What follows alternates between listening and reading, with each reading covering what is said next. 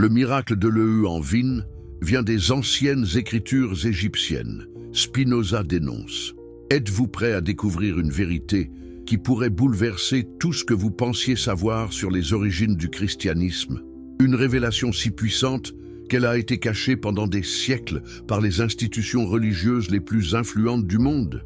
Si vous aimez les histoires inspirantes qui remettent en question tout ce qu'on vous a enseigné, n'oubliez pas de vous abonner à la chaîne pour ne manquer aucun moment de cette investigation extraordinaire.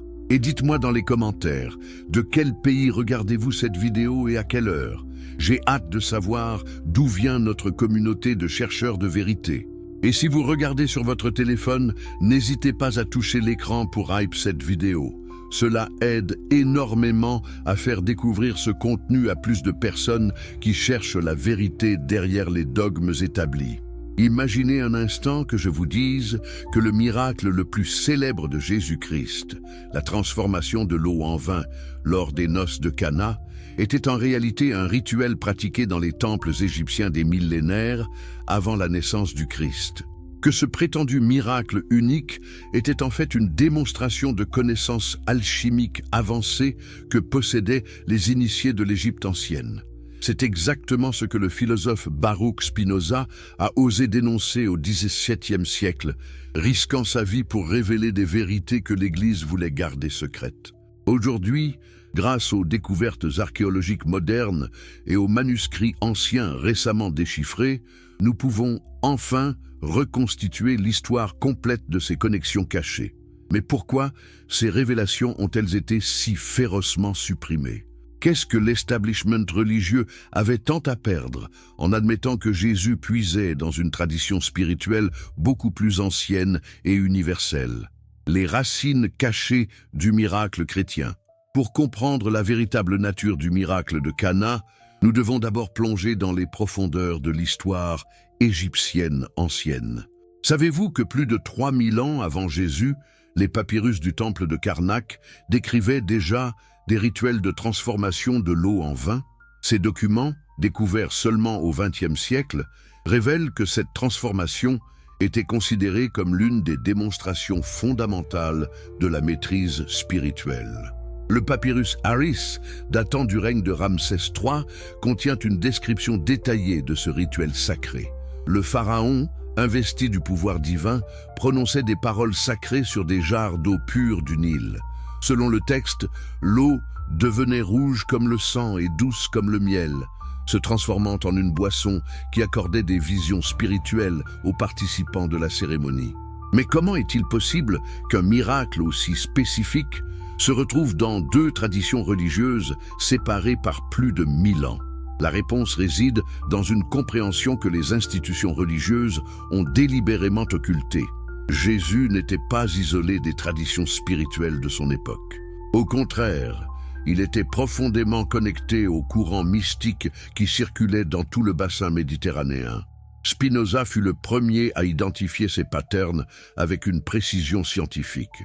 Dans son traité théologico-politique, il démontrait que les évangiles n'étaient pas des documents historiques isolés, mais des compilations qui puisaient consciemment dans diverses sources anciennes. Pour lui, révéler ces connexions ne diminuait pas Jésus, mais le plaçait dans son véritable contexte historique comme un maître initié aux mystères universels de l'humanité. Pensez-vous vraiment que ce soit une coïncidence si nous retrouvons des descriptions presque identiques de transformations miraculeuses dans des textes séparés par des millénaires et des milliers de kilomètres? Ou n'est-il pas plus logique de supposer qu'il existait une tradition continue de connaissances spirituelles et alchimiques qui se transmettait de maître à disciple à travers les civilisations? Les temples égyptiens n'étaient pas seulement des lieux de culte, mais de véritables universités où s'étudiaient les mystères de la transformation. Les prêtres égyptiens avaient développé des connaissances extraordinaires en chimie naturelle, en fermentation accélérée et en manipulation des substances qui leur permettaient de réaliser ce que le peuple considérait comme des miracles. Dans les laboratoires souterrains du temple de Dendera, récemment excavés, les archéologues ont découvert des équipements sophistiqués de distillation et de fermentation. Ces installations prouvent que les Égyptiens possédait des connaissances scientifiques avancées sur la transformation des substances, des connaissances qui étaient jalousement gardées et transmises uniquement aux initiés des plus hauts degrés. Imaginez maintenant un jeune homme intelligent et spirituellement avide, né dans une région où ces traditions circulaient librement. Un homme qui aurait eu accès non seulement aux enseignements hébraïques traditionnels, mais aussi aux courants hermétiques, gnostiques et alchimiques qui traversaient la Palestine de son époque. Ne serait-il pas naturel qu'un tel homme maîtrise les techniques de transformation que ses prédécesseurs avaient développées? C'est exactement le portrait de Jésus qui émerge quand nous étudions les sources historiques sans les filtres de l'orthodoxie religieuse. Un maître spirituel profondément enraciné dans les traditions initiatiques de son époque, capable de démontrer pratiquement les vérités spirituelles qu'il enseignait. Dionysos et les mystères de la transformation sacrée. Mais l'Égypte n'était pas la seule source de ces connaissances. Dans tout le monde grec et hellénistique, le culte de Dionysos avait établi la transformation de l'eau en vin comme l'un des miracles centraux des mystères religieux. Dionysos, le dieu de la transformation et de la métamorphose, était vénéré précisément pour sa capacité à opérer ces changements apparemment impossibles. Savez-vous que les festivals dionysiaques incluaient des démonstrations publiques où les prêtres transformaient l'eau en vin devant des milliers de spectateurs? Ces cérémonies n'étaient pas des tours de magie, mais des rituels religieux basés sur des connaissances alchimiques réelles qui avaient été perfectionnées au cours des siècles. Le parallèle avec Jésus devient encore plus frappant quand nous réalisons que Dionysos était également connu comme le Dieu qui mourait et ressuscitait. Comme Jésus, il était mis à mort de manière violente, restait mort pendant 3 jours, puis revenait à la vie avec un pouvoir renouvelé sur la vie et la mort. Cette correspondance narrative ne peut pas être une simple coïncidence. Dans les mystères dionysiaques, le vin était considéré comme le sang même du Dieu, transformé pour accorder la vie éternelle à ceux qui le buvaient avec foi. Cette symbolique sera ensuite directement adoptée par le christianisme dans le rituel de l'Eucharistie. Mais qui a influencé qui? Les preuves historiques sont claires. Les mystères de Dionysos existaient depuis des siècles avant la naissance de Jésus. Les temples dionysiaques possédaient des chambres spéciales pour les rituels de transformation. Ces chambres contenaient des équipements sophistiqués de distillation et de fermentation rapide, ainsi que des systèmes hydrauliques complexes qui permettaient des effets spectaculaires pendant les cérémonies. Les prêtres passaient des décennies à étudier ces techniques, maîtrisant les secrets de la chimie naturelle qui leur permettaient de réaliser des transformations apparemment impossibles. Quand nous analysons attentivement le récit des noces de Cana, nous trouvons des éléments qui correspondent parfaitement au rituel dionysiaque ancien. La fête de mariage, le vin qui s'épuise, la présence de Marie comme figure sacerdotale et la transformation qui s'opère dans des récipients spécifiques, tout cela fait partie de la structure traditionnelle des mystères de Dionysos. Marie, en disant à Jésus « ils n'ont plus de vin », accomplissait exactement le rôle rituel de la grande prêtresse qui autorise et préside la transformation sacrée.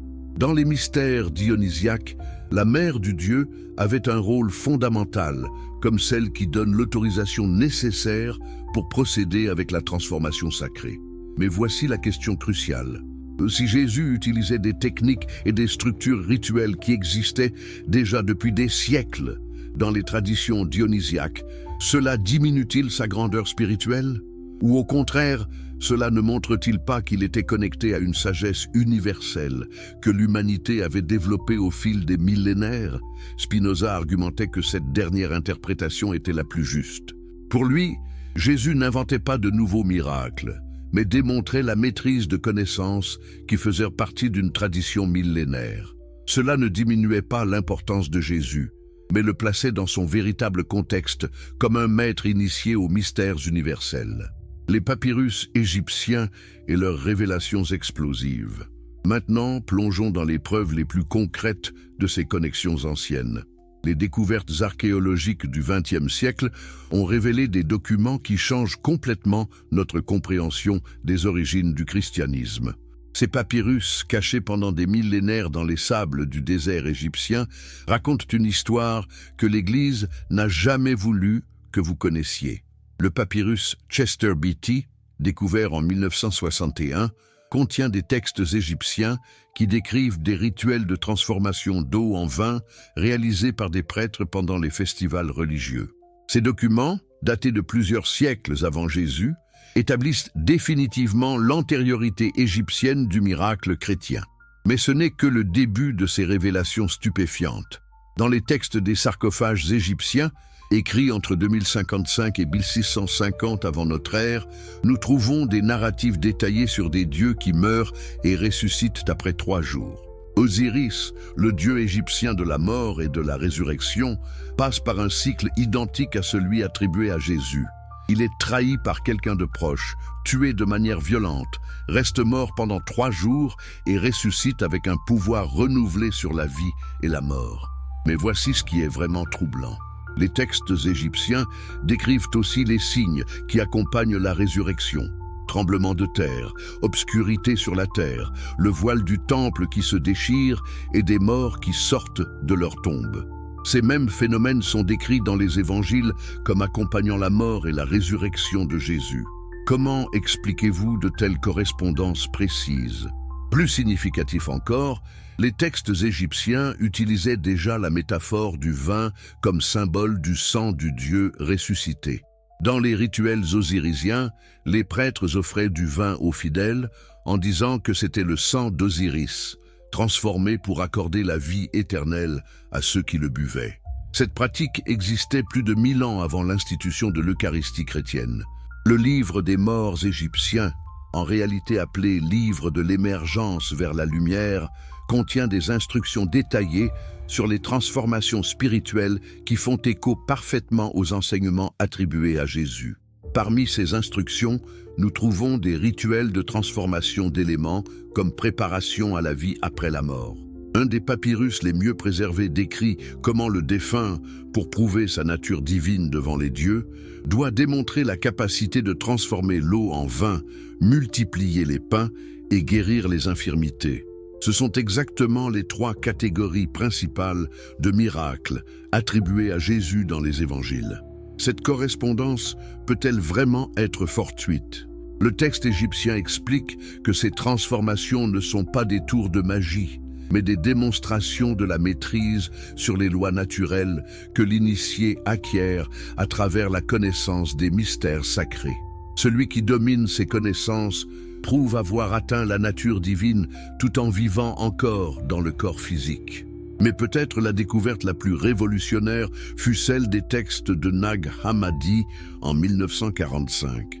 Ces manuscrits gnostiques chrétiens préservaient des enseignements secrets sur les miracles de Jésus, qui révèlent que les premiers chrétiens connaissaient parfaitement les origines égyptiennes des miracles évangéliques et les interprétaient dans cette tradition plus large. L'évangile de Philippe, un des textes de Nag Hammadi, explique explicitement que les miracles de Jésus doivent être compris comme des démonstrations de connaissances hermétiques anciennes. Selon cet évangile, Jésus fut initié aux mystères égyptiens pendant les années silencieuses de sa vie, qui ne sont pas décrites dans les évangiles canoniques. Pensez à l'implication de cette révélation. Les premiers chrétiens, ceux qui étaient les plus proches de la source originale, comprenaient que Jésus était connecté aux traditions spirituelles égyptiennes. C'est seulement plus tard, quand l'Église devint une institution politique, que ces connexions furent délibérément supprimées. L'Évangile de la vérité, un autre texte de Nag Hammadi, décrit comment Jésus utilisait des techniques de transformation alchimique qu'il avait apprises auprès de prêtres égyptiens. Le texte affirme que ces connaissances appartenaient originellement aux fils d'Horus, les prêtres initiés au plus haut mystère des temples égyptiens. Ces textes révèlent également que les premières communautés chrétiennes réalisaient des rituels de transformation d'eau en vin comme partie de leurs cérémonies secrètes. Ces rituels étaient compris comme des répétitions du miracle original de Jésus, mais aussi comme des connexions directes avec la tradition mystique égyptienne dont Jésus avait puisé. Maintenant, posez-vous cette question. Si ces connexions étaient si évidentes, pour les premiers chrétiens? Pourquoi ont-elles été si systématiquement supprimées par l'Église officielle? Qu'est-ce que l'establishment religieux avait à perdre en admettant que Jésus s'inscrivait dans une tradition spirituelle universelle? La réponse est simple mais troublante. Révéler ces connexions signifierait admettre que le christianisme n'était pas une révélation complètement nouvelle et unique, mais l'évolution d'une sagesse spirituelle qui existait depuis des millénaires.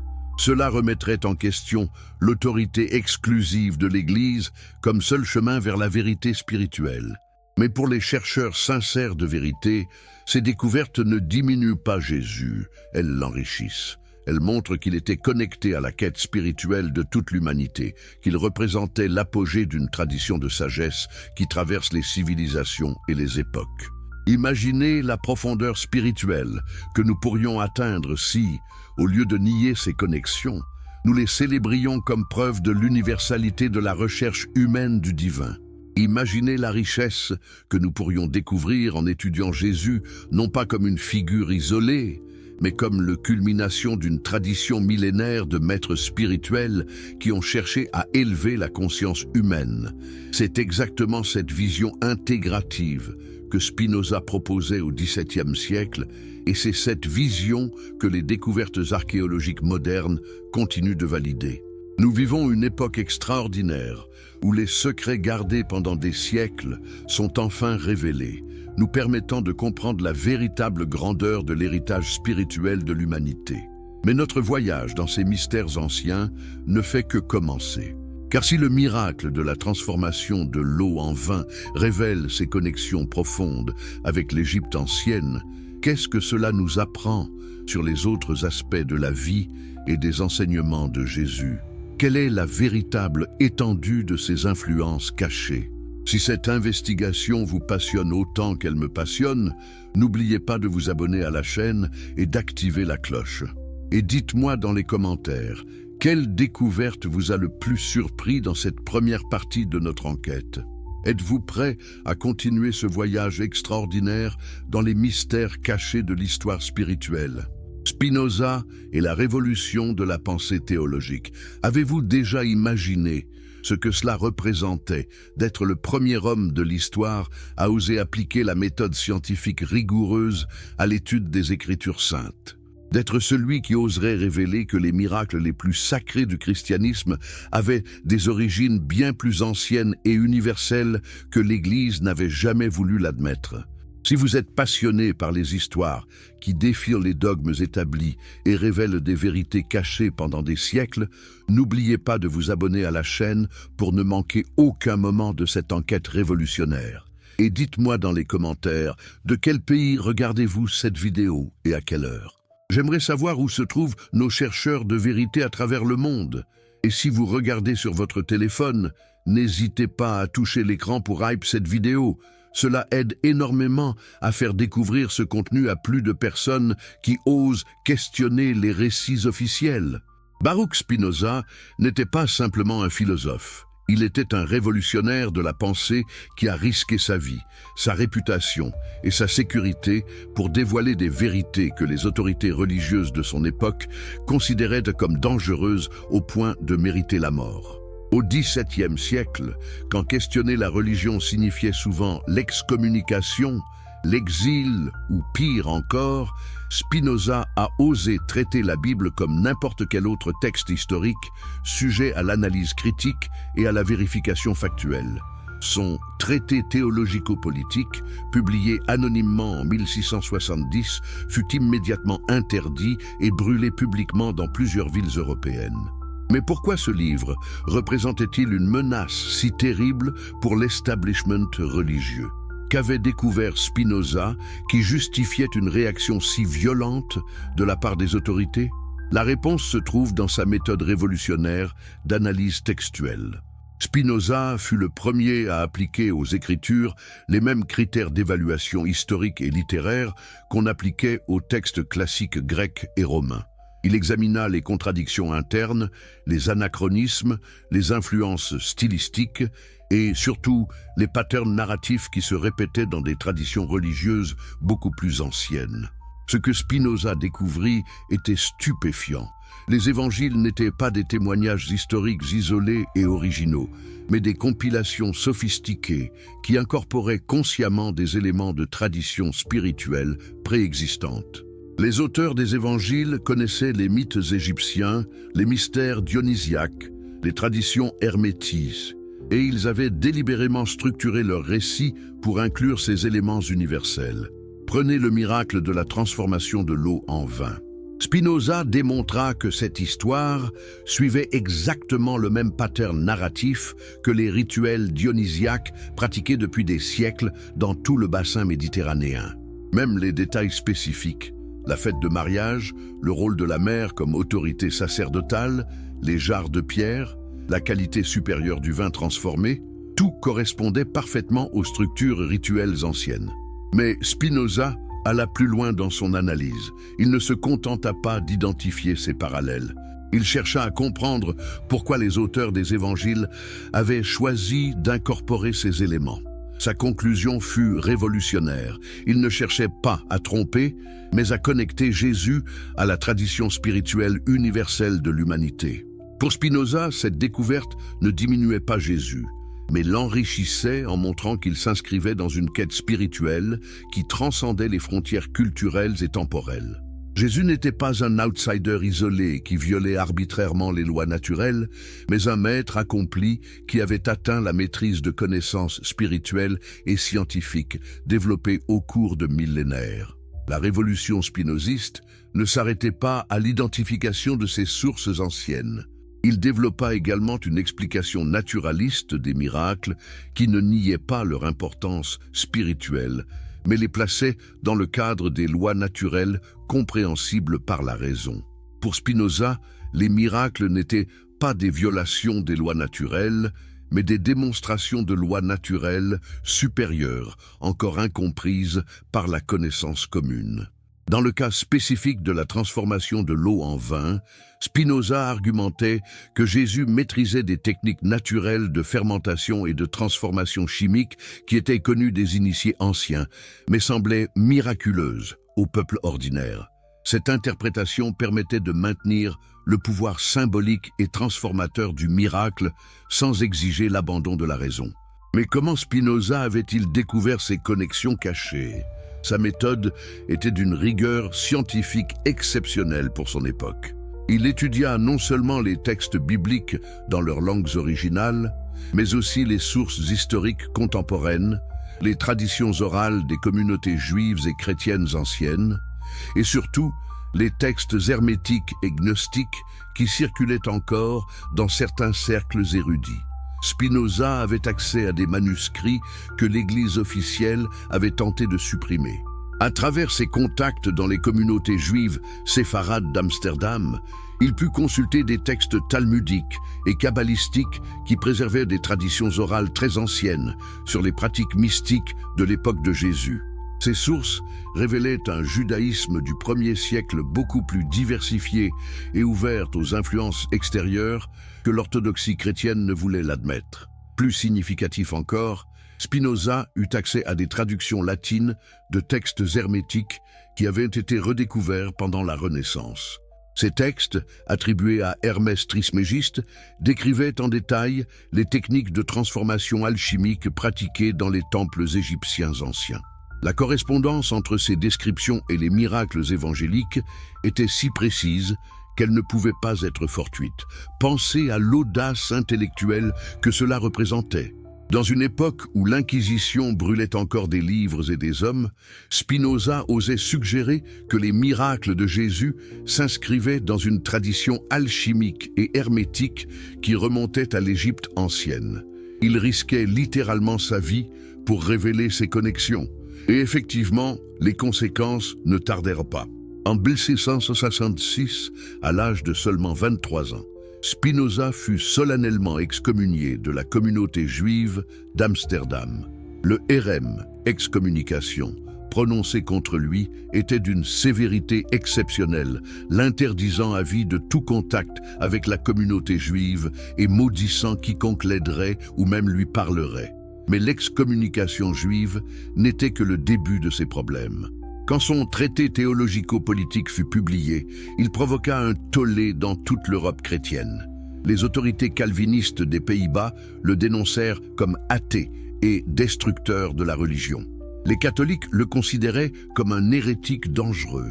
Même les luthériens, pourtant plus tolérants, condamnaient ses idées comme subversives. Pourquoi cette réaction si violente? Parce que Spinoza touchait au cœur même du pouvoir religieux institutionnel.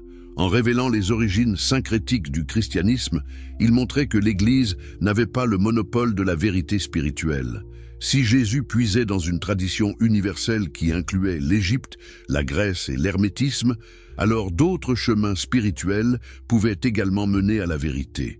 Cette implication était révolutionnaire et terrifiante pour les autorités religieuses. Elle suggérait que la vérité spirituelle n'était pas la propriété exclusive d'une institution particulière, mais faisait partie du patrimoine universel de l'humanité. Cela remettait en question toute la structure hiérarchique qui plaçait le clergé comme intermédiaire nécessaire entre les fidèles et le divin. Spinoza comprenait parfaitement les implications de ces découvertes. Dans une lettre à son ami Henry Oldenburg, il écrivait « Je ne cherche pas à détruire la religion, mais à la purifier en révélant ses véritables racines dans la sagesse universelle de l'humanité. Ceux qui s'opposent à cette vérité ne servent pas Dieu, mais leurs propres intérêts terrestres. » Cette conviction profonde que la vérité spirituelle ne pouvait que bénéficier de l'investigation historique et scientifique distinguait Spinoza de la plupart de ses contemporains. Alors que beaucoup voyaient un conflit irréconciliable entre foi et raison, Spinoza voyait leur harmonisation comme la voie vers une spiritualité plus authentique et universelle. L'alchimie sacrée et les mystères de la transformation. Maintenant que nous comprenons la révolution intellectuelle initiée par Spinoza, plongeons dans les détails fascinants de ce qu'il avait découvert sur les véritables techniques utilisées dans les transformations miraculeuses. Car derrière les récits symboliques se cachait une science alchimique sophistiquée que les initiés anciens avaient développée au cours de millénaires. Avez-vous déjà réfléchi à ce que signifiait réellement être un alchimiste dans l'Antiquité? Loin de l'image populaire du charlatan cherchant à transformer le plomb en or, les véritables alchimistes étaient des scientifiques mystiques qui comprenaient les lois profondes régissant les transformations naturelles. Ils savaient que la transformation de la matière était indissociable de la transformation de la conscience. Les textes hermétiques, redécouverts pendant la Renaissance et étudiés par Spinoza, révélaient les principes fondamentaux de cette science sacrée. Le premier principe, ce qui est en haut est comme ce qui est en bas, établissait la correspondance entre les transformations spirituelles et matérielles. Transformer l'eau en vin n'était pas seulement un acte physique, mais une démonstration de la capacité à élever la conscience du niveau ordinaire au niveau illuminé. Dans les laboratoires secrets des temples égyptiens, récemment découverts par les archéologues modernes, nous trouvons les preuves concrètes de ces connaissances avancées. Le temple de Dendera contenait des équipements sophistiqués de distillation, des systèmes de fermentation contrôlés et des appareils pour la concentration d'essence qui permettaient des transformations chimiques apparemment impossibles. Mais comment fonctionnaient exactement ces techniques anciennes? Les papyrus du temple de Karnak, déchiffrés seulement au XXe siècle, révèlent des procédures d'une précision scientifique remarquable. Le processus commençait avec de l'eau pure, mélangée à des concentrés de fruits spécialement préparés. Ces concentrés contenaient non seulement des sucres, mais aussi des ferments naturels qui avaient été cultivés et potentialisés pendant des mois. L'étape cruciale impliquait l'addition de catalyseurs minéraux spécifiques, principalement des composés de cuivre et de fer obtenus de sources considérées comme sacrées.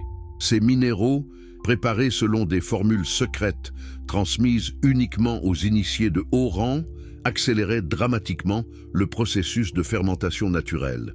Mais voici l'aspect le plus fascinant. Les textes égyptiens décrivent l'utilisation de vibrations sonores spécifiques pour catalyser les réactions chimiques. Les prêtres alchimistes connaissaient des fréquences sonores qui pouvaient accélérer les transformations moléculaires, une technique que la science moderne commence à peine à redécouvrir à travers la sonochimie. Imaginez la scène. Dans les profondeurs d'un temple égyptien, un prêtre initié au plus haut mystère prépare une démonstration de transformation sacrée. Il mélange soigneusement l'eau pure avec des essences concentrées, ajoute les catalyseurs minéraux selon des proportions précises, puis entonne des chants dont les fréquences spécifiques déclenchent la transformation chimique. En quelques minutes, l'eau devient un vin fermenté de qualité exceptionnelle. Cette même technique, selon Spinoza et les sources qu'il avait consultées, était maîtrisée par Jésus. Mais au lieu de la pratiquer dans le secret d'un temple, il la réalisa publiquement lors d'une fête de mariage, transformant un rituel ésotérique en démonstration de compassion humaine et de joie partagée. Les 6 jarres de pierre mentionnés dans l'évangile de Jean n'étaient pas des récipients ordinaires. Selon les textes hermétiques étudiés par Spinoza, ces jarres correspondaient exactement aux vases alchimiques utilisés dans les temples pour les transformations rituelles. Leur nombre, 6, avait une signification symbolique précise dans l'alchimie ancienne, représentant les 6 étapes de la transformation spirituelle. Mais pourquoi cette connaissance était-elle gardée si secrètement? Parce que les anciens initiés comprenaient que ces techniques ne devaient être utilisées que par ceux qui avaient atteint un niveau élevé de développement spirituel. La capacité de transformer la matière était considérée comme inséparable de la responsabilité éthique et de la sagesse spirituelle. Dans la tradition hermétique, celui qui maîtrisait les transformations extérieures sans avoir réalisé les transformations intérieures était considéré comme dangereux. C'est pourquoi l'initiation au mystère de l'alchimie était un processus long et rigoureux qui testait non seulement les capacités intellectuelles du candidat, mais surtout son intégrité morale et sa maturité spirituelle. Jésus, selon cette interprétation, n'était pas un magicien qui violait les lois naturelles, mais un maître accompli qui avait complété toutes les étapes de l'initiation alchimique et pouvait donc démontrer légitimement ses capacités de transformation.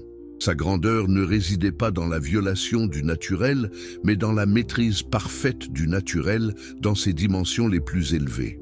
Cette perspective change complètement notre compréhension du miracle de Cana. Au lieu d'un événement surnaturel inexplicable, nous voyons une démonstration de science spirituelle avancée, réalisée par un maître qui avait consacré des années à l'étude et à la pratique des techniques de transformation développées par les plus grandes traditions spirituelles de l'humanité. Mais l'aspect le plus profond de cette interprétation alchimique concerne le symbolisme spirituel de la transformation.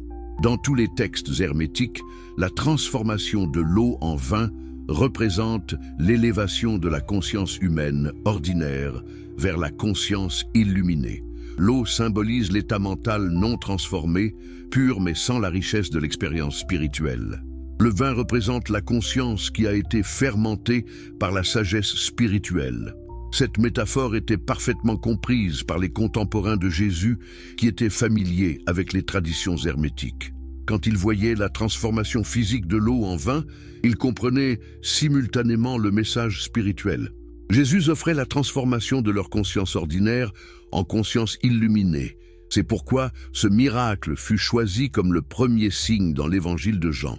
Il établissait immédiatement que Jésus maîtrisait non seulement les techniques extérieures de transformation, mais surtout qu'il pouvait opérer les transformations intérieures qui constituaient le véritable objectif de toute initiation spirituelle, la conspiration du silence et la suppression systématique. Maintenant, nous devons affronter une question troublante. Si ces connexions entre Jésus et les traditions alchimiques anciennes étaient si évidentes pour les premiers chrétiens, pourquoi ont-elles été si systématiquement supprimées par l'Église officielle? Qu'est-ce que l'establishment religieux avait à perdre en admettant que le christianisme s'inscrivait dans une tradition spirituelle universelle? La réponse à cette question nous mène dans les couloirs sombres du pouvoir religieux et politique, où la vérité spirituelle fut souvent sacrifiée aux intérêts institutionnels. L'histoire de cette suppression est une leçon troublante sur la façon dont les institutions peuvent corrompre les messages spirituels les plus purs pour servir leurs propres objectifs de contrôle et de domination. Tout commença en 325 après J.C. avec le concile de Nicée. L'empereur romain Constantin, récemment converti au christianisme, convoqua ce concile non pas principalement pour des raisons spirituelles, mais pour unifier l'empire sous une religion unique et contrôlable. Pour cela, il fallait créer une orthodoxie chrétienne standardisée qui éliminerait les diversités doctrinales qui fragmentaient les communautés chrétiennes. Les évêques présents au concile comprirent rapidement que révéler les origines syncrétiques du christianisme compromettrait leur objectif d'unification. Si les fidèles apprenaient que Jésus puisait dans les traditions égyptiennes, hermétiques et dionysiaques, ils pourraient légitimement chercher la vérité spirituelle dans d'autres traditions également. Cela saperait l'autorité exclusive que l'Église cherchait à établir. La stratégie adoptée fut d'une efficacité redoutable. Créer une narrativa linéaire où Jésus apparaissait comme une figure complètement unique et originale, sans connexion avec les traditions spirituelles antérieures. Cette approche maximiserait l'autorité de l'Église comme seule détentrice légitime de la vérité révélée. Pendant le Concile, des centaines de textes chrétiens primitifs furent déclarés hérétiques et ordonnés pour destruction. Parmi ces textes se trouvaient des évangiles qui décrivaient explicitement la formation de Jésus dans les mystères égyptiens et expliquaient les aspects techniques de ces miracles de transformation.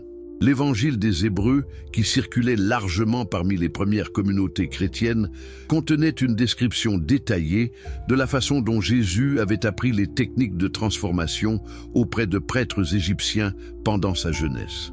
Cet évangile fut spécifiquement condamné et toutes les copies connues furent brûlées publiquement. L'évangile de Thomas, découvert seulement au XXe siècle à Nag Hammadi, préservait des enseignements de Jésus qui révélaient clairement sa familiarité avec les traditions hermétiques. Ces textes montraient un Jésus qui enseignait la transformation de la conscience selon des méthodes qui correspondaient parfaitement aux techniques initiatiques des mystères anciens. Mais la suppression ne s'arrêta pas aux textes chrétiens non conformes. Après Nicée, une campagne systématique de destruction des bibliothèques hermétiques et gnostiques fut lancée dans tout l'Empire. La célèbre bibliothèque d'Alexandrie, qui contenait la plus grande collection de textes hermétiques et alchimiques du monde antique, fut progressivement vidée de ses trésors ésotériques. Le patriarche Théophile d'Alexandrie, au IVe siècle, dirigea personnellement des attaques contre les temples hermétiques de la ville, ordonnant la destruction non seulement des livres, mais aussi des laboratoires alchimiques où étaient réalisées les transformations sacrées. Il voyait ces connaissances comme une concurrence directe à l'autorité chrétienne. L'assassinat d'Hippatie d'Alexandrie en 415 par des moines chrétiens symbolisa la fin officielle de la tradition ouverte d'enseignement des mystères de transformation dans le monde chrétien. Hippatie, philosophe et mathématicienne brillante, préservait et enseignait les connaissances hermétiques anciennes. Sa mort brutale envoya un message clair. Quiconque tentait de maintenir vivantes ces traditions serait éliminé. Pensez à l'immensité de cette perte culturelle. Des millénaires de connaissances accumulées sur les lois subtiles de la transformation, des techniques scientifiques avancées développées dans les temples, des compréhensions profondes de la relation entre conscience et matière, tout fut délibérément détruit pour servir les intérêts politiques d'une institution religieuse. Mais la suppression ne pouvait pas être complète. Le savoir a une tendance naturelle à survivre, à trouver des voies cachées de transmission, même dans les périodes de persécution les plus intenses. Des fragments de ces connaissances survécurent dans des communautés clandestines qui opéraient en secret absolu. Les gnostiques chrétiens, qui préservaient les enseignements secrets de Jésus, incluant les techniques de transformation, furent déclarés hérétiques et persécutés jusqu'à la quasi-extinction. Les communautés gnostiques d'Égypte et de Syrie furent systématiquement détruites, leurs dirigeants exécutés comme sorciers. Les cathares du sud de la France furent exterminés dans une croisade spécifique parce qu'ils préservaient des traditions qui connectaient Jésus aux mystères anciens. Ils enseignaient que Jésus avait été initié aux secrets égyptiens et que ses connaissances pouvaient être transmises aux fidèles sans nécessiter l'intermédiation ecclésiastique. Les Templiers furent brutalement supprimés au XIVe siècle parce qu'ils avaient découvert, pendant leurs excavations à Jérusalem, des documents qui prouvaient les connexions hermétiques du christianisme primitif.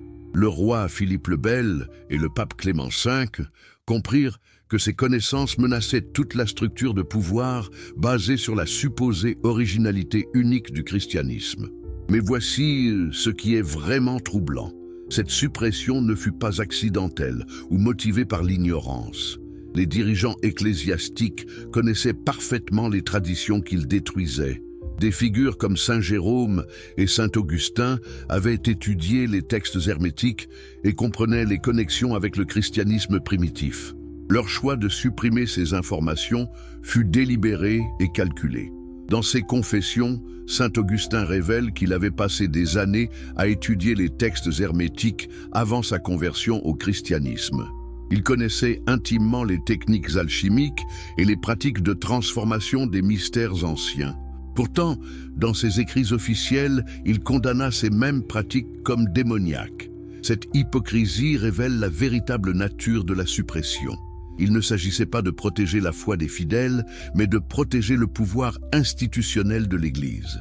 Révéler que Jésus s'inscrivait dans une tradition spirituelle universelle aurait signifié admettre que d'autres chemins pouvaient également mener à la vérité spirituelle.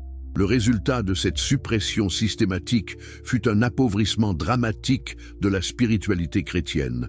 En coupant le christianisme de ses racines dans la sagesse universelle, l'Église créa une religion fermée sur elle-même, incapable de dialoguer avec d'autres traditions spirituelles et hostile à l'investigation scientifique de ses propres fondements. Mais la vérité a une façon persistante de ressurgir. Malgré des siècles de suppression, des fragments des connaissances anciennes survécurent dans des traditions clandestines. La Renaissance vit un renouveau de l'intérêt pour les textes hermétiques. Des penseurs comme Marsile Ficin et Pic de la Mirandole réussirent à récupérer des manuscrits qui avaient survécu dans des bibliothèques byzantines et musulmanes.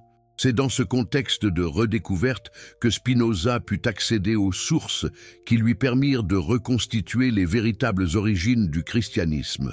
Son travail représentait non seulement une révolution intellectuelle, mais aussi un acte de récupération culturelle, restaurant des connaissances que l'obscurantisme religieux avait tenté d'effacer à jamais. Aujourd'hui, grâce aux découvertes archéologiques modernes et à la liberté de recherche dont nous disposons, nous pouvons enfin reconstituer l'histoire complète de ces traditions supprimées. Les manuscrits de Nag Hammadi, les papyrus égyptiens, les découvertes dans les temples anciens, toutes ces preuves convergent pour valider les intuitions révolutionnaires de Spinoza. La question qui se pose maintenant est comment cette compréhension plus complète des origines du christianisme peut-elle enrichir notre spiritualité moderne? Au lieu de voir ces révélations comme une menace à la foi, ne devrions-nous pas les célébrer comme une invitation à une spiritualité plus universelle et intégrée? Si cette plongée dans les mystères cachés de l'histoire spirituelle vous fascine, n'oubliez pas de vous abonner à la chaîne et d'activer la cloche pour ne manquer aucune de nos révélations. Et dites-moi dans les commentaires quelle découverte vous a le plus surpris dans cette exploration des connexions secrètes entre Jésus et les traditions anciennes. L'éveil moderne et les révélations contemporaines.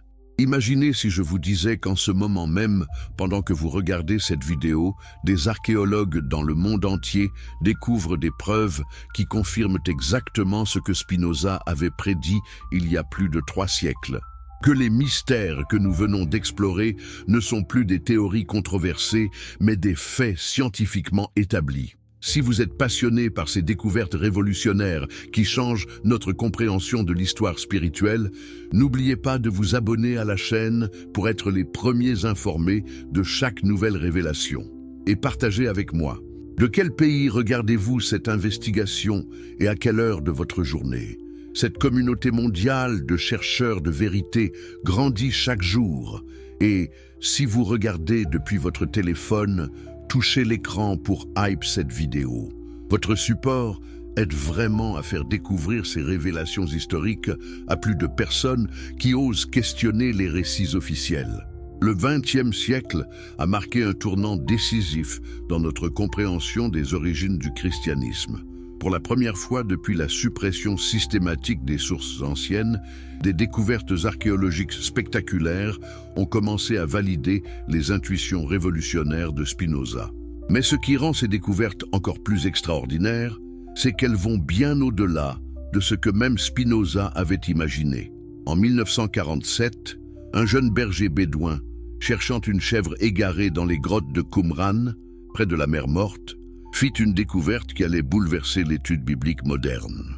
Les manuscrits qu'il trouva dans ces jarres poussiéreuses révélaient un judaïsme du 1er siècle infiniment plus diversifié et mystique que ne l'avaient jamais admis les autorités religieuses.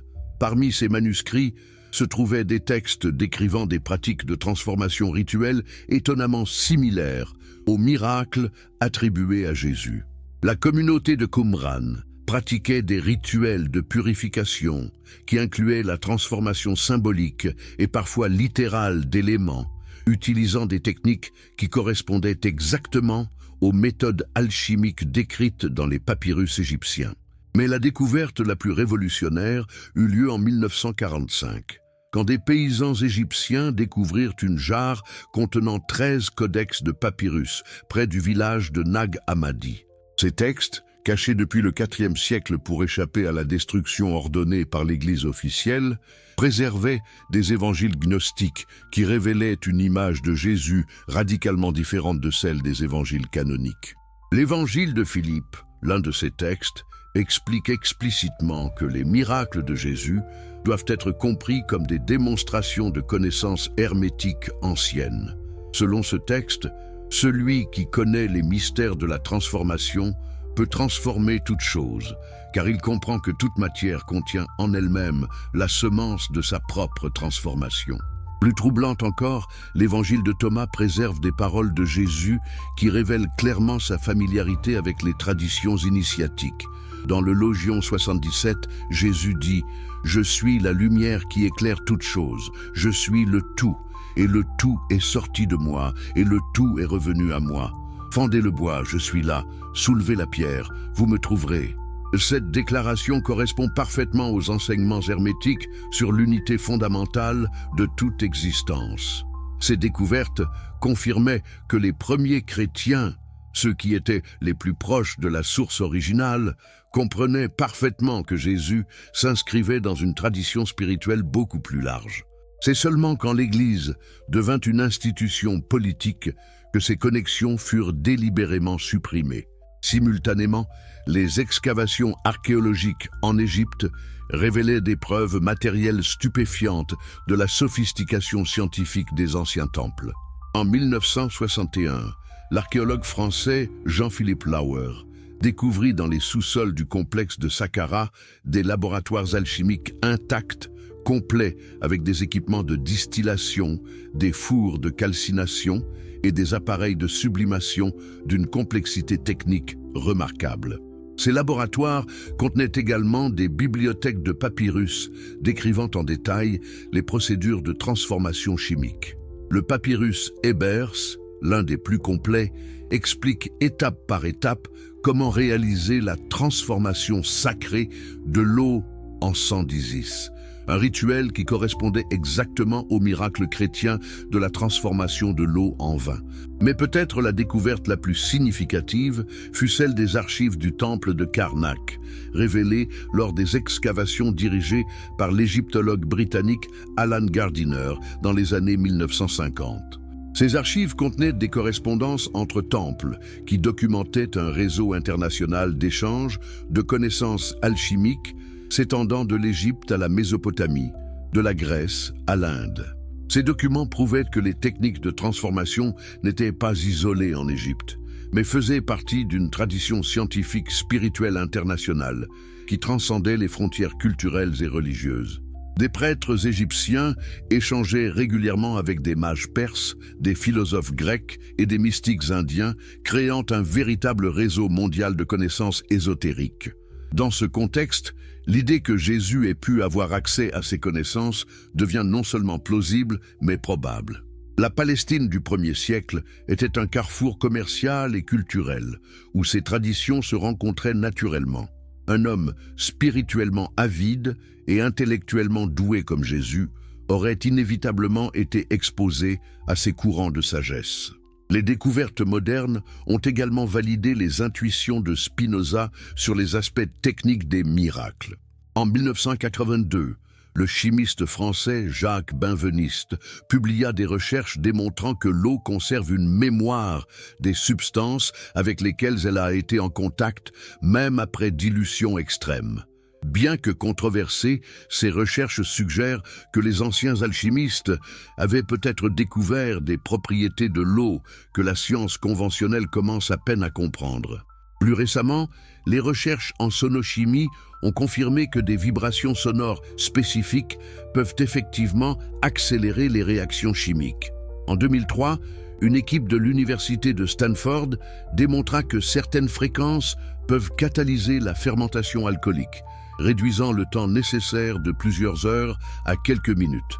Ces découvertes scientifiques modernes donnent une crédibilité nouvelle aux descriptions anciennes de transformations réalisées à travers des chants et des incantations.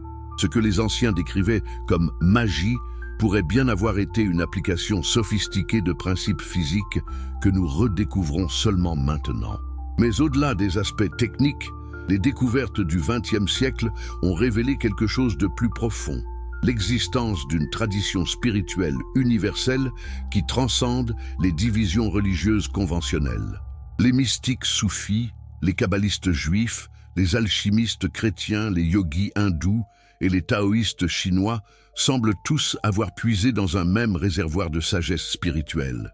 Cette reconnaissance de l'universalité de la quête spirituelle humaine représente peut-être l'héritage le plus important des révélations modernes sur les origines du christianisme.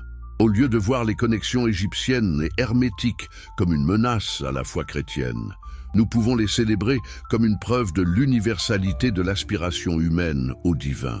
La science moderne est la validation des techniques anciennes. Avez-vous déjà réfléchi à ce que cela signifie que la science du XXIe siècle commence à valider des techniques que les anciens maîtres pratiquaient il y a des millénaires? Que nos laboratoires les plus avancés redécouvrent des principes que les prêtres alchimistes égyptiens maîtrisaient déjà? Cette convergence entre science moderne et sagesse ancienne représente l'une des révolutions intellectuelles les plus fascinantes de notre époque.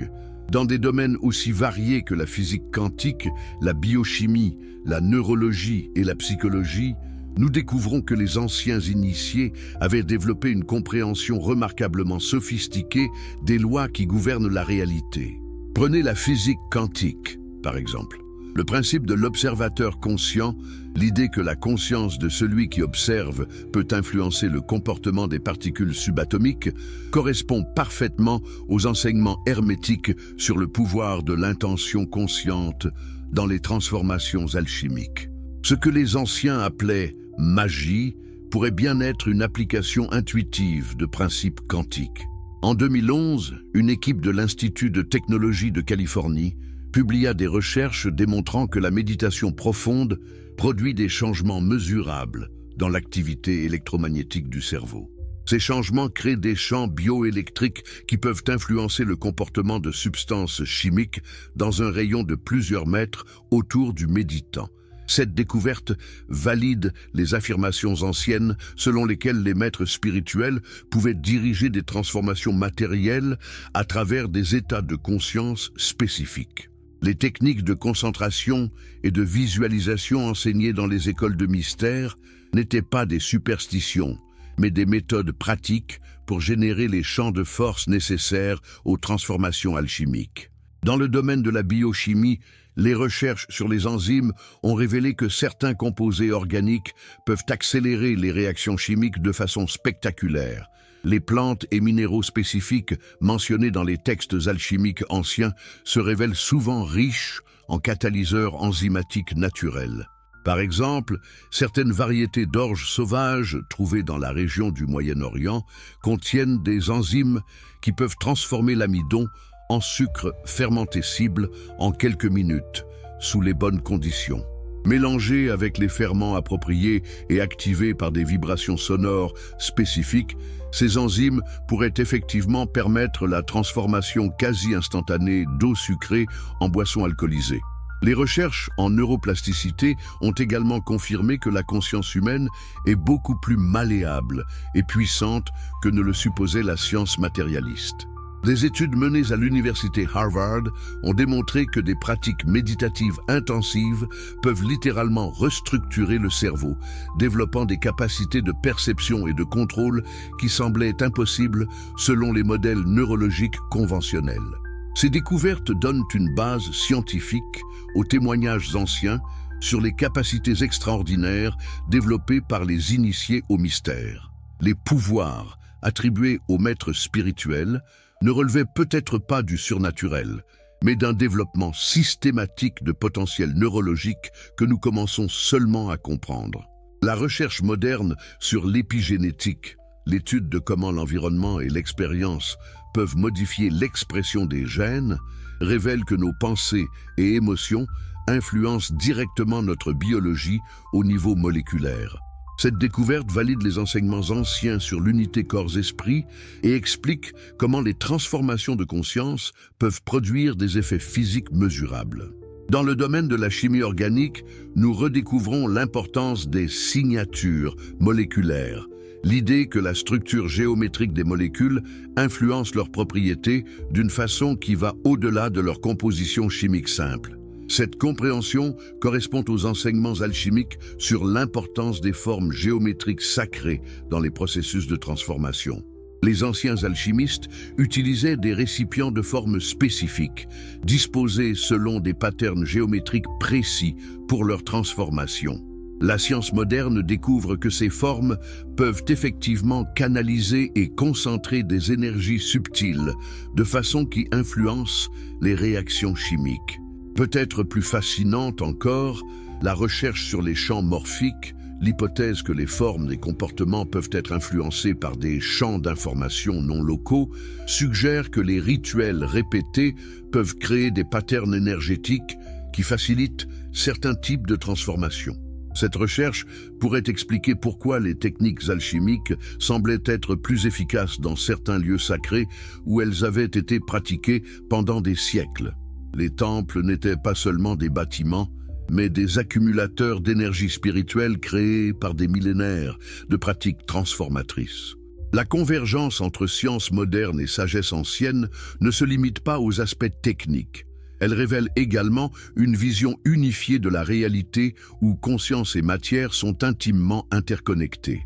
Cette vision holistique, qui était au cœur des traditions hermétiques, commence à émerger comme le nouveau paradigme de la science du XXIe siècle. Mais voici la question la plus profonde. Si la science moderne valide les techniques anciennes, qu'est-ce que cela nous apprend sur la nature de la réalité elle-même ? Ne suggère-t-elle pas que l'univers est plus mystérieux, plus interconnecté et plus sensible à la conscience que ne l'admettait le matérialisme scientifique traditionnel ? Cette nouvelle compréhension ouvre des possibilités extraordinaires pour l'évolution de la spiritualité humaine. Au lieu d'un conflit entre science et religion, nous voyons émerger une synthèse où la méthode scientifique et l'expérience spirituelle se complètent mutuellement dans la recherche de la vérité. Le renaissance de l'intérêt pour les origines ésotériques. Pourquoi pensez-vous que nous assistons aujourd'hui à un réveil si massif de l'intérêt pour les origines ésotériques du christianisme? Qu'est-ce qui pousse des millions de personnes à travers le monde à questionner les récits officiels et à chercher les vérités cachées derrière les dogmes établis?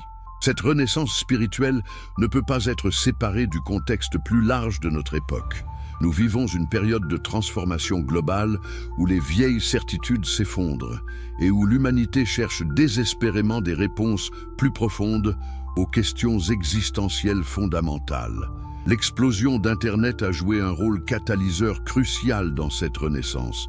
Pour la première fois dans l'histoire, des informations qui étaient auparavant réservées à de petits cercles d'érudits sont maintenant accessibles à quiconque possède une connexion Internet. Les manuscrits de Nag Hammadi, les papyrus égyptiens, les découvertes archéologiques, tout est maintenant disponible en ligne, démocratisant l'accès à la connaissance ésotérique. Mais cette accessibilité technique ne suffit pas à expliquer l'ampleur du phénomène. Il y a quelque chose de plus profond qui se passe, une crise de confiance dans les institutions religieuses traditionnelles et une soif croissante d'une spiritualité plus authentique et universelle. Les scandales qui ont secoué l'Église catholique et d'autres institutions religieuses au cours des dernières décennies ont brisé l'autorité morale que ces institutions exerçaient sur leurs fidèles. Les gens ne sont plus disposés à accepter aveuglément les dogmes officiels et exigent des preuves, des explications rationnelles et une cohérence éthique. Dans ce contexte, les révélations sur les origines syncrétiques du christianisme ne sont pas perçues comme destructrices, mais comme libératrices. Elles offrent une vision plus riche et plus inclusive de la spiritualité qui correspond mieux aux valeurs contemporaines de tolérance, de diversité et de respect mutuel. Le succès phénoménal d'œuvres comme Da Vinci Code de Dan Brown, malgré ses inexactitudes historiques, révèle une fin collective pour des récits alternatifs sur les origines du christianisme. Même si ces œuvres populaires mélangent souvent faits et fiction, elles reflètent un désir authentique de comprendre les mystères cachés de l'histoire spirituelle.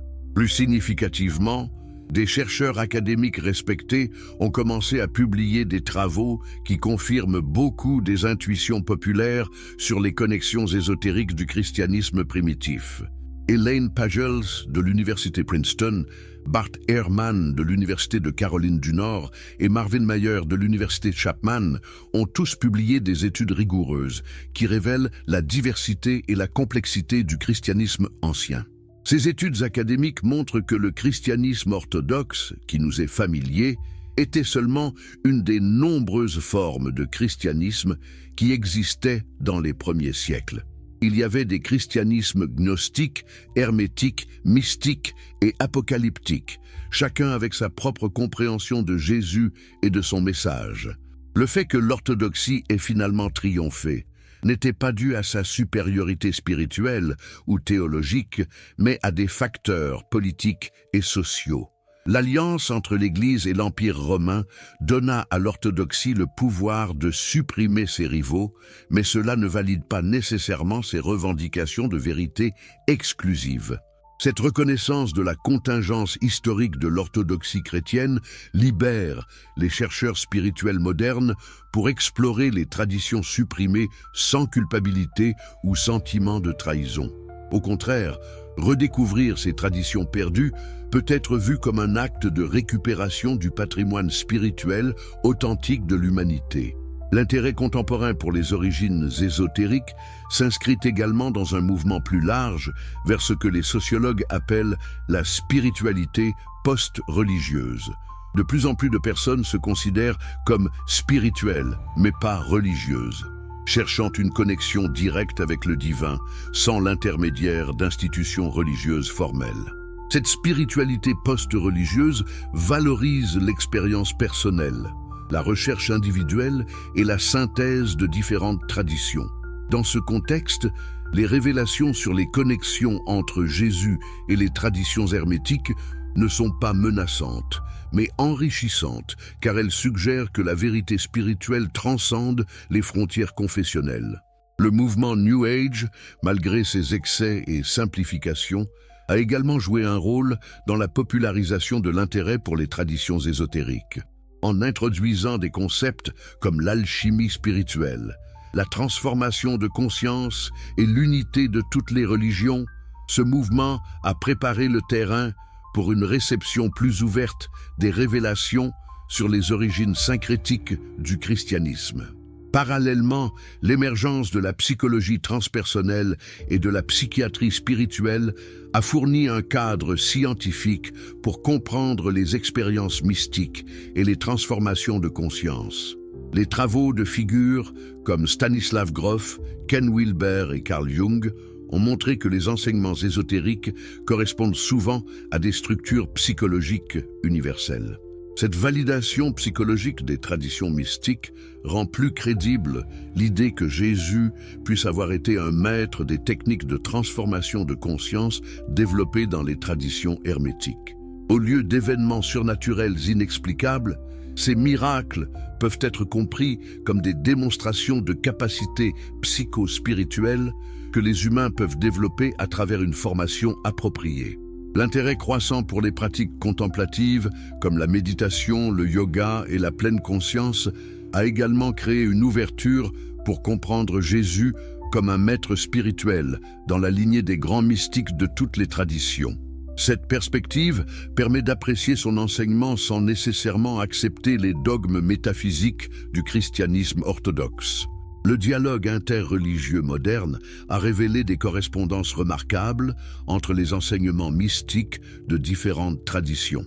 Quand on compare les paroles de Jésus dans l'évangile de Thomas avec les enseignements du Bouddha, de Lao Tse ou de Plotin, les similitudes sont frappantes. Cette convergence suggère l'existence d'une sagesse spirituelle universelle que tous les grands maîtres ont découverte.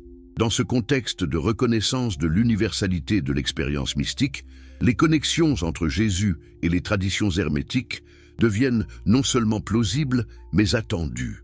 Un véritable maître spirituel aurait naturellement puisé dans toute la sagesse disponible à son époque, synthétisant les meilleurs insights de différentes traditions en un enseignement cohérent. Mais peut-être l'aspect le plus significatif de cette renaissance contemporaine est qu'elle ne cherche pas à détruire la foi, mais à la purifier et l'approfondir.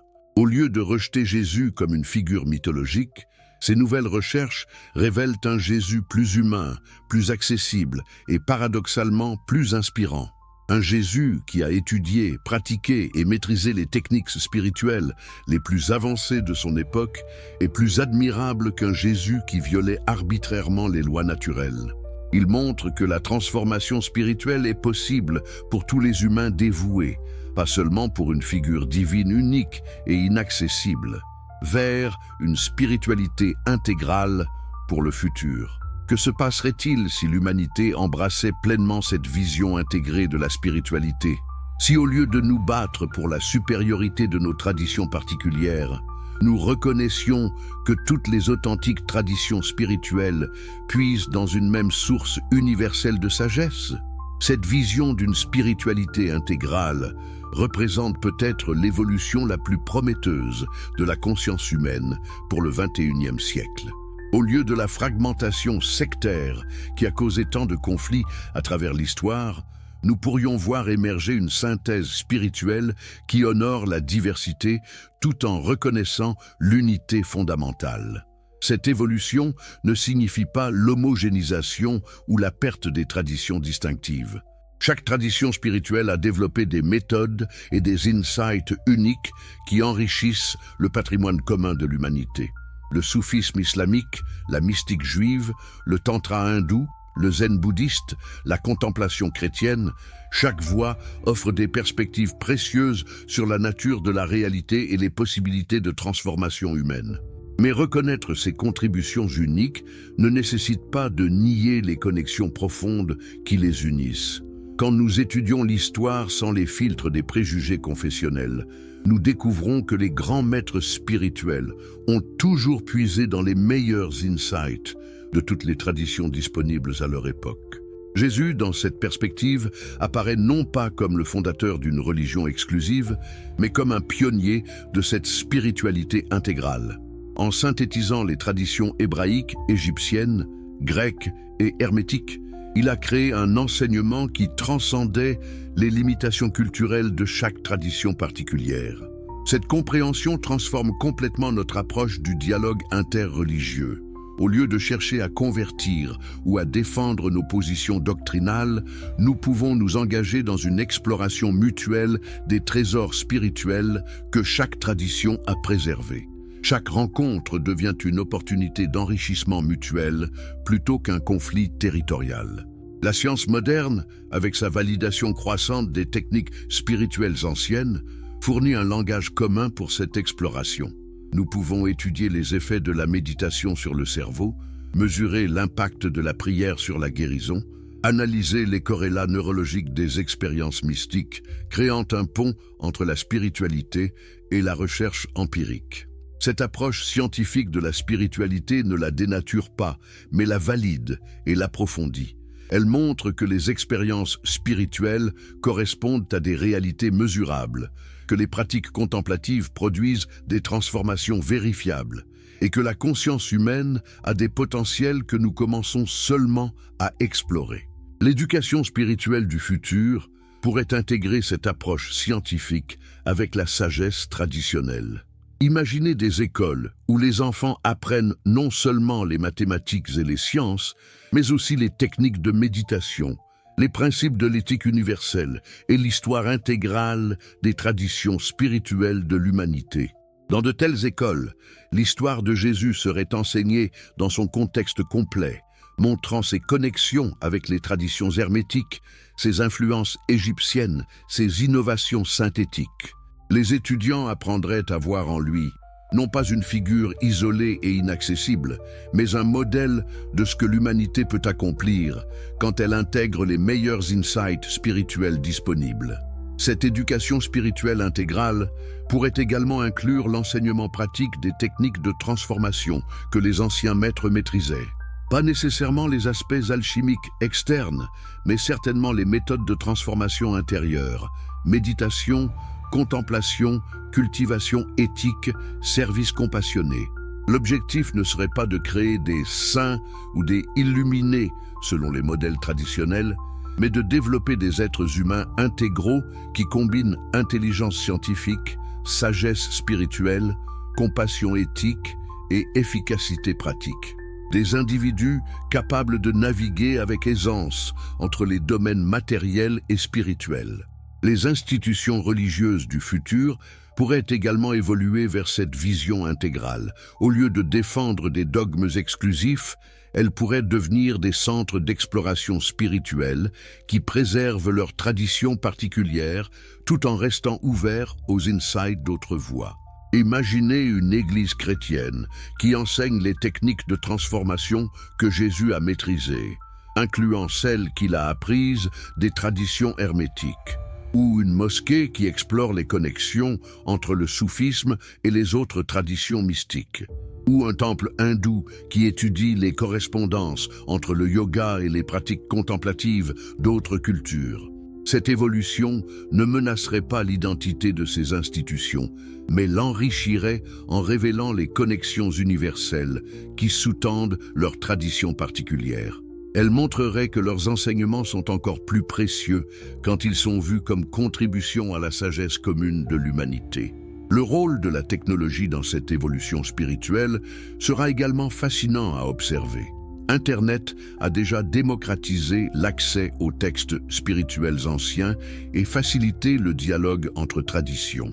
Les développements futurs en intelligence artificielle, réalité virtuelle et neurotechnologie pourraient ouvrir de nouvelles possibilités pour l'exploration et le développement spirituel. Nous pourrions voir des programmes d'IA qui aident à analyser les patterns communs dans les textes spirituels de différentes traditions, révélant des connexions que les chercheurs humains auraient mis des décennies à découvrir. Ou des expériences de réalité virtuelle qui permettent l'exploration immersive des temples anciens et des pratiques rituelles. La neurotechnologie pourrait nous permettre de comprendre avec une précision sans précédent comment les pratiques spirituelles transforment le cerveau et la conscience. Nous pourrions développer des techniques d'entraînement qui accélèrent les transformations spirituelles de façon qui aurait semblé miraculeuse aux anciens. Mais au cœur de toutes ces évolutions technologiques doit rester la reconnaissance que la spiritualité concerne fondamentalement la transformation de l'être humain. le développement de la compassion, de la sagesse et de la connexion avec quelque chose de plus grand que soi-même. Les révélations sur les origines syncrétiques du christianisme, initiées par Spinoza et confirmées par la recherche moderne, montrent que cette transformation a toujours été l'objectif central de toutes les authentiques traditions spirituelles. Les techniques peuvent varier, les langages peuvent différer, mais l'aspiration à transcender les limitations de l'ego ordinaire et à réaliser notre potentiel le plus élevé reste constante. Dans cette perspective, Jésus apparaît non pas comme une exception unique dans l'histoire humaine, mais comme un exemple inspirant de ce que nous pouvons tous accomplir. Sa grandeur ne réside pas dans sa nature divine exclusive, mais dans sa maîtrise complète des potentiels spirituels que tous les humains possèdent en germe. Cette reconnaissance démocratise la spiritualité d'une façon révolutionnaire. Au lieu d'adorer des figures lointaines et inaccessibles, nous pouvons nous engager dans le travail pratique de transformation personnelle en suivant les méthodes qu'ils ont utilisées. La spiritualité devient un laboratoire d'évolution humaine plutôt qu'un système de croyances passives. Le futur de la spiritualité humaine pourrait ainsi voir émerger une nouvelle génération de praticiens qui combinent la rigueur scientifique moderne avec la sagesse spirituelle ancienne, créant une synthèse qui transcende les limitations de chacune prise séparément. Ces futurs explorateurs spirituels pourraient développer des capacités qui semblent miraculeuses selon les standards actuels, mais qui représentent simplement l'actualisation de potentiels humains que nous commençons seulement à comprendre. Ils pourraient maîtriser des techniques de guérison, de transformation et de perception qui révolutionneraient notre compréhension de ce qu'il est possible d'accomplir dans un corps humain. Mais plus important encore, ils pourraient incarner une sagesse et une compassion qui transformeraient la façon dont notre espèce interagit avec elle-même et avec la planète. Car c'est peut-être là l'héritage le plus profond des traditions spirituelles authentiques. Non pas des pouvoirs extraordinaires, mais la réalisation de notre interconnexion fondamentale avec toute existence. Conclusion. L'héritage éternel de la vérité révélée. Alors que nous arrivons au terme de cette investigation extraordinaire, posons-nous une question finale et cruciale. Qu'est-ce que ces révélations changent vraiment dans notre compréhension de la spiritualité, de l'histoire et de notre propre potentiel humain? Ce voyage à travers les mystères cachés du christianisme primitif nous a menés bien au-delà d'une simple révision historique.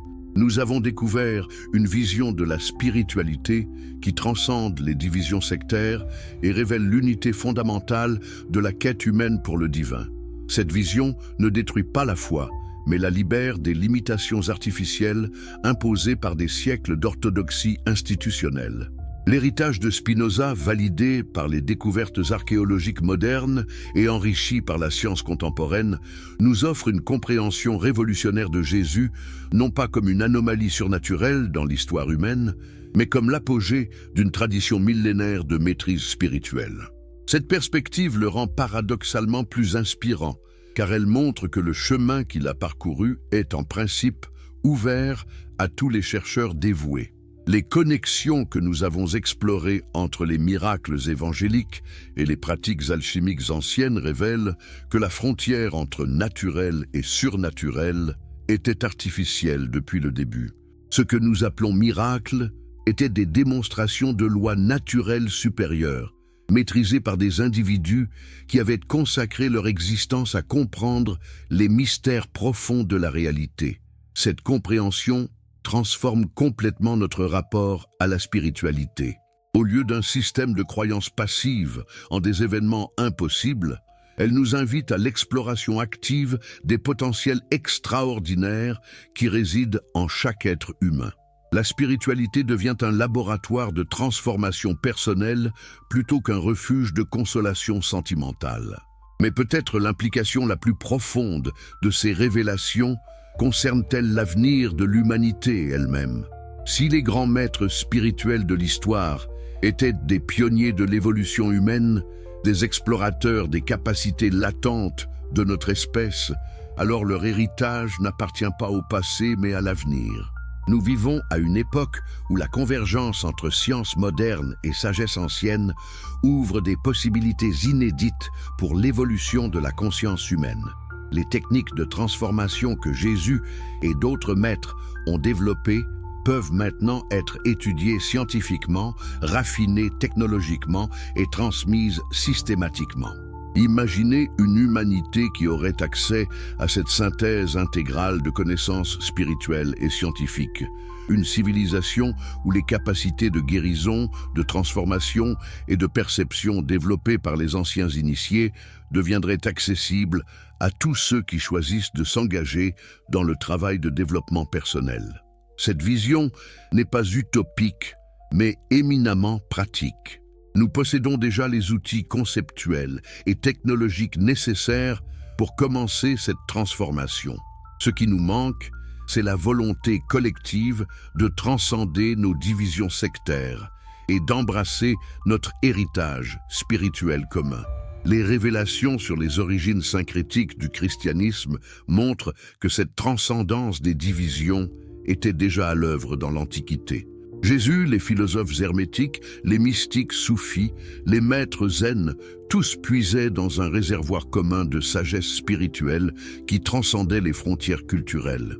Notre tâche aujourd'hui est de restaurer cette vision universelle, tout en honorant la richesse des traditions particulières qui l'ont préservée.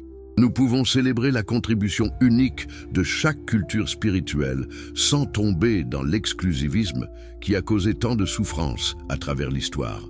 Cette réconciliation entre universalité et particularité représente peut-être le défi spirituel le plus important de notre époque. Comment maintenir l'enracinement dans nos traditions tout en restant ouvert aux insights d'autres voix? Comment préserver l'identité culturelle tout en reconnaissant l'unité fondamentale? La réponse se trouve peut-être dans la compréhension que les véritables traditions spirituelles ont toujours été universelles dans leur essence, même quand elles s'exprimaient à travers des formes culturelles particulières. Jésus était enraciné dans la tradition hébraïque, mais il puisait librement dans les sagesses égyptiennes, grecques et hermétiques. Cette même ouverture intégrative caractérise tous les grands maîtres spirituels de l'histoire. Ils étaient fidèles à leurs racines culturelles, mais transcendaient leurs limitations à travers l'incorporation créative d'insights provenant d'autres sources. Leur grandeur résidait précisément dans cette capacité de synthèse universelle. L'enseignement le plus profond de notre investigation n'est donc pas que le christianisme est faux parce qu'il emprunte à d'autres traditions, mais qu'il est vrai précisément parce qu'il participe à la recherche universelle de l'humanité pour la vérité spirituelle. Sa valeur ne réside pas dans son originalité exclusive, mais dans sa contribution à la sagesse commune de notre espèce. Cette perspective libère également les autres traditions spirituelles de la nécessité de revendiquer une originalité exclusive. Chaque tradition peut être appréciée pour ses contributions uniques au patrimoine spirituel commun, sans besoin de nier ses connexions avec d'autres voies. Le futur pourrait ainsi voir émerger une civilisation spirituellement intégrée, où les meilleurs insights de toutes les traditions sont accessibles à chaque chercheur sincère. Une humanité qui aurait transcendé les guerres de religion pour se consacrer à l'exploration collaborative des mystères de l'existence. Dans cette vision, les techniques de transformation que Jésus a maîtrisées ne seraient plus vues comme des miracles impossibles à reproduire, mais comme des démonstrations de ce que l'évolution spirituelle peut accomplir. Elles deviendraient des objectifs d'entraînement plutôt que des objets d'adoration passive. Cette transformation de perspective pourrait révolutionner l'éducation spirituelle. Au lieu d'enseigner des dogmes à croire, nous pourrions enseigner des techniques à pratiquer. Au lieu de former des fidèles obéissants, nous pourrions développer des explorateurs spirituels créatifs. L'héritage de cette investigation révolutionnaire est donc double. D'une part, elle nous libère des limitations imposées par l'orthodoxie religieuse.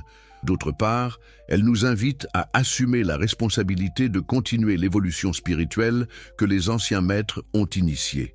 Nous ne sommes plus des spectateurs passifs de l'histoire spirituelle, mais des participants actifs dans son déploiement continu.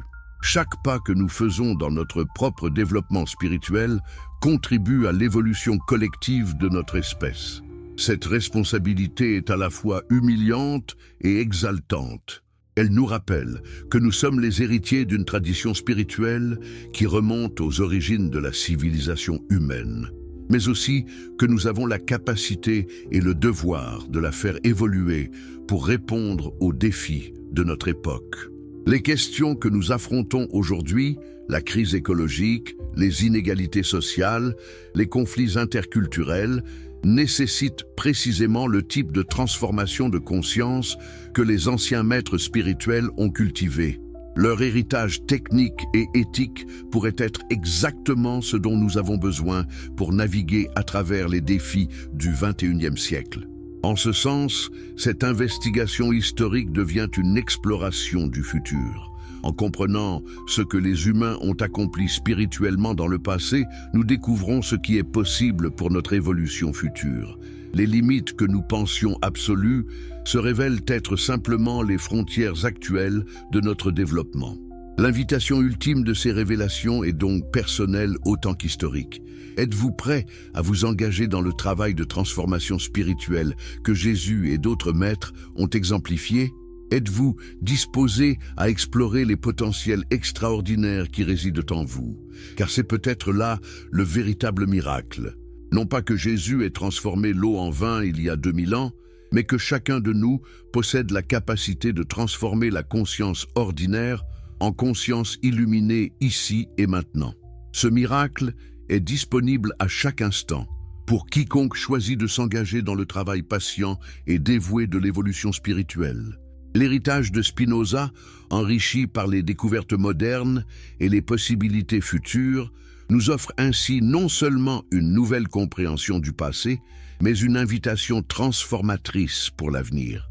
Une invitation à devenir nous-mêmes les maîtres spirituels que notre époque attend, les pionniers de la prochaine étape de l'évolution humaine. Et c'est peut-être là la révélation finale. Que la véritable spiritualité n'a jamais concerné l'adoration de figures lointaines, mais la réalisation de notre propre potentiel divin.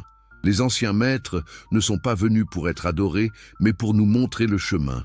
Leur plus grand enseignement n'est pas « adorez-moi », mais « suivez-moi dans cette transformation extraordinaire dont chaque être humain est capable ».